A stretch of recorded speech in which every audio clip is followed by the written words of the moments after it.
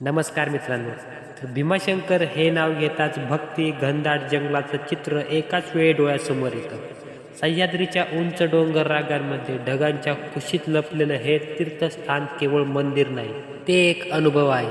इथे येताना माणूस केवळ पायाने प्रवास करत नाही, तर मनाने एक प्रवास सुरू करतो. भीमाशंकर रहस्य मंदिरापासून सुरू होत नाही, तर जंगलापासून सुरू होतं. जसं जसं आपण या भागात प्रवेश करतो तसं तसं शहर मागे पडतं. रस्ते अरुंद होतात, हवा थंड होते आणि आजूबाजूचा जंगल आपल्याला वेढून टाकतो. सह्याद्रीचं हे जंगल केवळ झाडांनी बनलेलं नाही, तर हजारो कथा, श्रद्धा आणि रहस्यांनी भरलेलं आहे. असं मानलं जातं की ते भगवान शंकरांनी भीमासुराचा वध केला. भीमासूर हा अत्यंत शक्तिशाली राक्षस होता, ज्याने देवतांना आणि ऋषींना त्रास दिला होता. देवांनी भगवान शंकराची प्रार्थना केली आणि त्या युद्धात शिवाने आपलं तिसरं नेत्र उघडलं. त्या महायुद्धानंतर शिवाने इथेच विश्रांती घेतली आणि म्हणूनच या ठिकाणाला भीमाशंकर असं नाव पडलं. मंदिरात प्रवेश करताना वेगळंच वातावरण जाणवतं. इथे मोठा गोंगाट नाही, झगमगाट नाही. काळ्या दगडात कोरलेले प्राचीन मंदिर शांतपणे उभे आहे. गर्भगृहात असलेले स्वयंभू शिवलिंग हजारो वर्षांची श्रद्धा आपल्या अंगावर वाहून येतं. इथे उभं राहिलं की अनेक भक्त सांगतात, मन आपोआप शांत होतं, डोळे नकळत मिटतात. भीमाशंकर हे 12 ज्योतिर्लिंगांपैकी एक आहे. भारतभर पसरलेले ज्योतिर्लिंगांमध्ये भीमाशंकरचं स्थान विशेष मानलं जातं, कारण इथे भक्ती आणि निसर्ग एकत्र अनुभवायला मिळतो. अनेक ज्योतिर्लिंग शहरांमध्ये आहेत, पण भीमाशंकर अजूनही जंगलात आहे.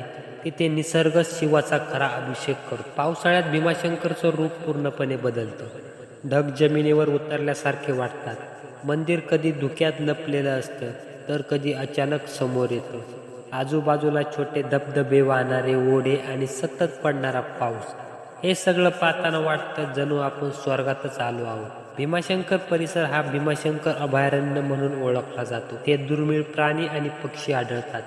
विशेष म्हणजे इथे आढळणारी भारतीय महाकाय खार, शेकरू, रंगीबिरंगी शेकरू, झाडांवरून उड्या मारताना पाहणं म्हणजे निसर्गाचा जिवंत चमत्कार पाहण्यासारखा आहे.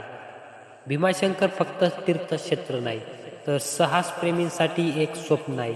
इथे अनेक ट्रेकिंग मार्ग आहेत. घनदाट जंगलातून, कातळ कड्यांवरून, धबधब्यांच्या जवळून जाणारे हे ट्रेक शरीराला थकवतात, पण मनाला समाधान देतात. प्रत्येक वळणावर निसर्ग वेगळं रूप दाखवतो. भीमाशंकर इथूनच भीमा नदीचा उगम होतो.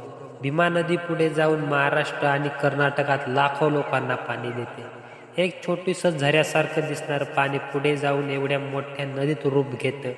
हे पाहताना निसर्गाच्या ताकदीची जाणीव होते. इतिहास सांगतो की पेशव्यांनी या मंदिराचा जीर्णोद्धारासाठी मोठं योगदान दिलं. त्यामुळे मंदिरात मराठा स्थापत्य शैलीचा प्रभाव दिसतो. प्रत्येक दगडावर काळाचा ठसा दिसतो. रात्री भीमाशंकर पूर्णपणे वेगळाच दिसतो. जंगल शांत होतं, वारा थंड होतो आणि मंदिराच्या घटांचा आवाज दूरपर्यंत घुमतो. त्याच क्षणी माणूस स्वतःशी बोलायला लागतो.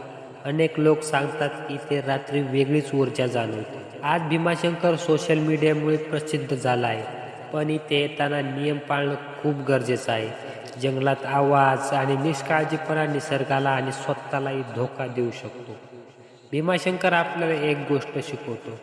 श्रद्धा म्हणजे फक्त देवासमोर डोकं टेकवणे नाही, तर निसर्गाचा सन्मान करणं आहे. कारण इथे देव आणि निसर्ग वेगळे नाहीत, तर एकच आहे. जो एकदा भीमाशंकर अनुभवतो तो फक्त फोटो घेऊन परत येत नाही, तर मनाला शांतता घेऊन येतो आणि हीच शांतता त्याला पुढे इथे खेचून आणते. भीमाशंकर जिथे देव जंगलात वारसा करतो.